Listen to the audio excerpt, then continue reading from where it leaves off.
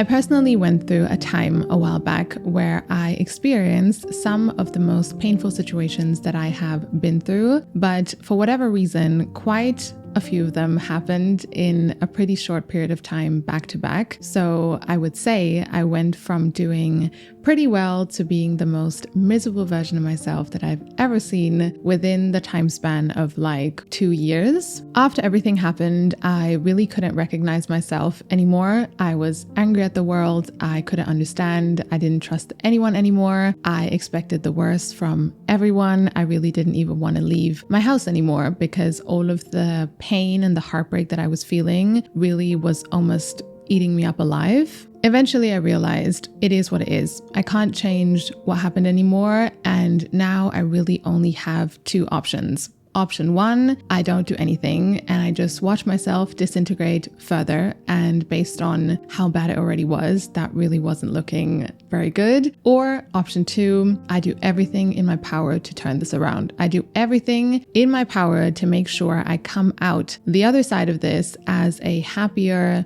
better, more confident and stronger version of myself. It was really one or the other. There was no in between. And I kind of knew that. I would like to say I chose option 2 and I chose it big time. I feel like I can say that. So today, let's talk about that, how to use the pain and the heartbreak that we experience to make sure on the other side of it, we glow up and not glow down, or in other words, how to get better and not stay bitter. As always, if you enjoy my content, feel free to support it in some way, such as liking, commenting, or subscribing. Your support really helps for me to continue to create these episodes. Thank you so much.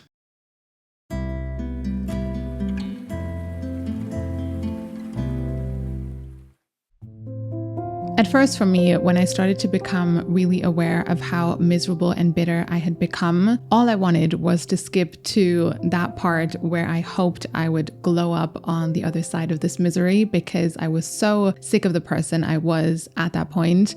But also I had no idea how to deal with whatever I was feeling internally. I was completely overwhelmed by that. And so my initial reaction was to say, okay, let me try to fix my life externally because I need to do something and I don't know what else to do. So I really just started to act like a version of me who had already glowed up on the other side of it all, hoping that way I would become her sooner. So I started to go to the gym more, I would dress better, I would socialize more, be more productive with my work, travel more, just do whatever I felt a version of me who had glowed up on the other side would do because I wanted to be her so badly. But even though whatever I was doing was a good start, it just didn't make me feel the way I wanted to feel. It didn't give me the results that I was really looking for. This feeling of emotional pain and heartbreak and misery just stayed stuck within me, and I felt it everywhere I went, and it was still affecting every part of my being. And so now I had just become better at hiding it from other people and maybe sometimes from myself, but I still felt it all day,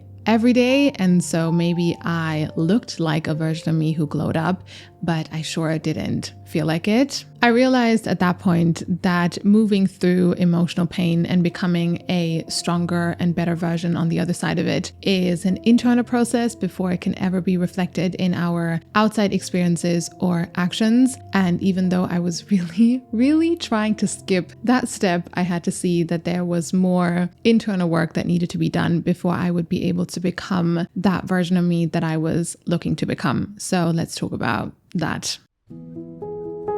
During this time, I did a few sessions with a therapist, and based on my situation, she kept telling me, you have to feel it to heal it. You have to feel it to heal it. You have to feel it to heal it. She kept telling me this one sentence, and it is one that I've not forgotten until today because I feel this understanding was really what changed everything for me. I kind of think of it like this. Imagine your life story is an actual book or a novel that's being written. And so the last chapter was filled with pain and heartbreak and betrayal or sadness or whatever it is. And so now you want to write that new chapter. And in that new chapter, you want to become this better, stronger, happier, more confident, harder version of yourself. So in a way, you want to leave it all behind. I think as humans often, and this is also what I was doing at first, our initial reaction is to try to avoid the pain and the story of that previous chapter, hoping that way we can go into that new chapter as fast as possible, hoping that way we can make sure we are not carrying the pain of that previous chapter into the new one, which we are looking to write. But if you really think about it, that's not how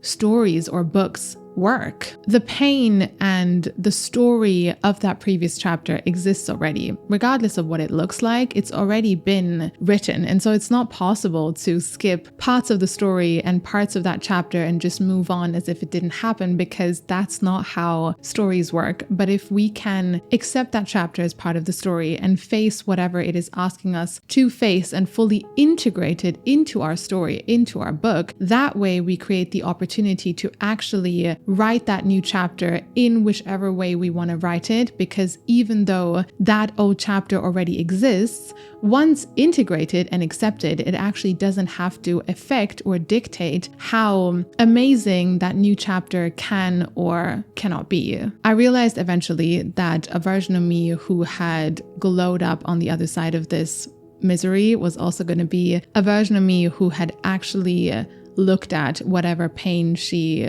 went through because of all of it. It was not going to be a version of me who was trying to run away from that. You know, I think often when we imagine this idea of glowing up and leveling up after heartbreak or pain, we just see the person we want to become on the other side of it, and we start to judge anything that's not that because we're so sick of where we are in that moment. But for me, things really changed when I just tried my best to accept it all as part of the journey. The version of me who was miserable and the version of me who glowed up on the other side of it, both were parts of the journey, both were equally important. I would not be here if it were not for the version of me who was crying herself to sleep every night, because through her, I was able to actually let so much of it go. So both were equally part of the journey, and I had to accept wherever I was in that journey.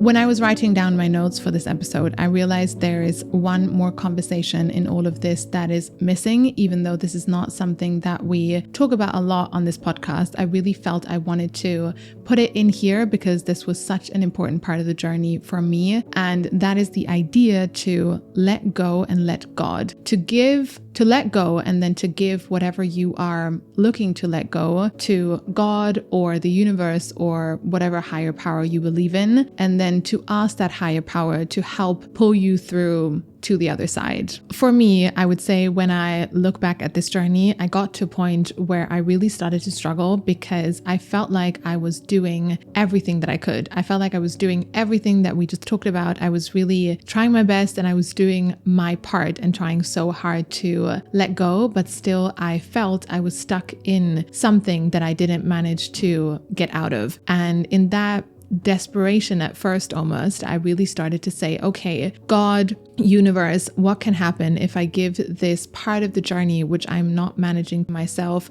to you? What can happen if I just let go and let God? So I tried my best to worry less and just trust more and know that all I need to do is be patient. I continued to pray and be very clear on where I wanted to go, but I stopped or tried my best to stop controlling how that was going to happen, and I just trusted more. I also stopped thinking about any people who hurt me or where I felt they were or if it was all fair or not. I definitely pulled away from any energies regarding hurting people back who had hurt me because I was like, no, none of that is my business. God will sort that out. I just need to be focused on me and my journey and my trust in that journey. And I just held on to that way of being as much as I could. Whenever I felt like it was not working and I wanted to give up and I didn't see how I would ever be able to get out of it, I just came back to that and I said, no, I have let go and let God. I am not alone in this. I just need to trust and keep going. I think it's hard to put these types of experiences into words. When I was writing my notes for this chapter, I was really struggling and I was like, how do I formulate this? But basically, I just really believe that once I started to give up whichever parts of the journey I felt were too heavy for me to carry on my own, to God or whatever higher power I believe in, that's when things really started to shift within myself and my life in ways I didn't think were possible before.